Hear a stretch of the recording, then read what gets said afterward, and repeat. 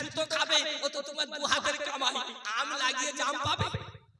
আল্লাহ কোরআনে বলছে ওমা আসাবাকুম মিন মুসিবা, তোমার কাছে যা বালা মুসিবত আসে তোমার দু হাতের কামাই।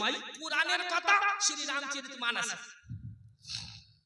ভাইরা আমার, হাঁটতে হাঁটতে চলে গেল।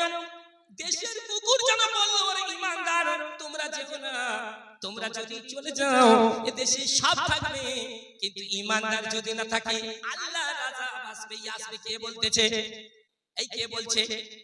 কুকুর বলতেছে তোমরা যেও না।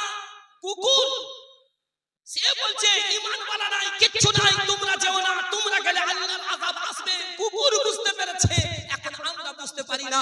এই হাফিজে কোরআন আপনাদের এলাকাতে আছে, খোদার কসম বরকতি বরকত।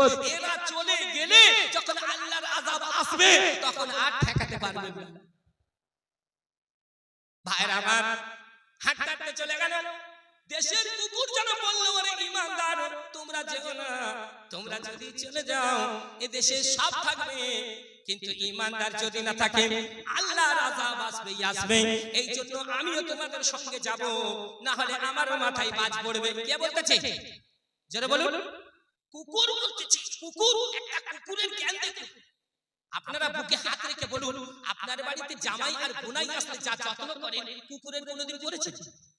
যা আপনার কাটাকুটি খেয়ে ফেলে দেন, দরজার সামনে পড়ে থাকে, ওই খেয়ে পড়ে থাকে, রাতের অন্ধকারে খালি কুকুরের দাসত্ব গোলামি